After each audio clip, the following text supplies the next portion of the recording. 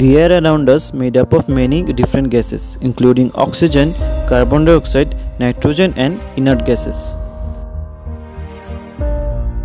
Oxygen and carbon dioxide in particular are important for the survival of living organisms. The amount of these gases in the atmosphere are maintained by the carbon cycle and oxygen cycle respectively. Carbon cycle is the cycle that maintains the amount of carbon dioxide in the atmosphere by continuously taking carbon dioxide from the air and releasing back into the air. Green plants absorb carbon dioxide from the atmosphere while producing food through photosynthesis process. The carbon element stored in plants then transferred to animals that eat the plants.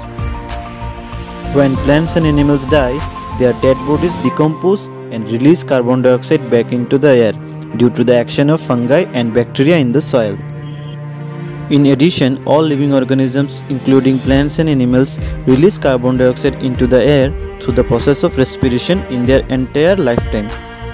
Over a long period of time, the bodies of dead organisms become fossil fuels which are used by factories, power stations and vehicles. The burning or combustion of fossil fuel also release carbon dioxide into the air.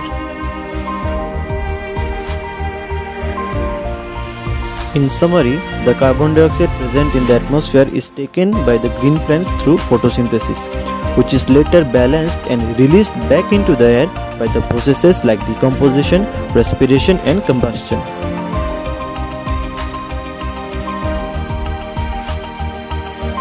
The oxygen cycle on the other hand maintains the amount of oxygen in the atmosphere, also by continuously taking oxygen from the air and releasing it back into the air. In oxygen cycle, the oxygen present in the atmosphere is taken up by respiration, combustion, decomposition and rusting, are balanced and returned back into the atmosphere by photosynthesis.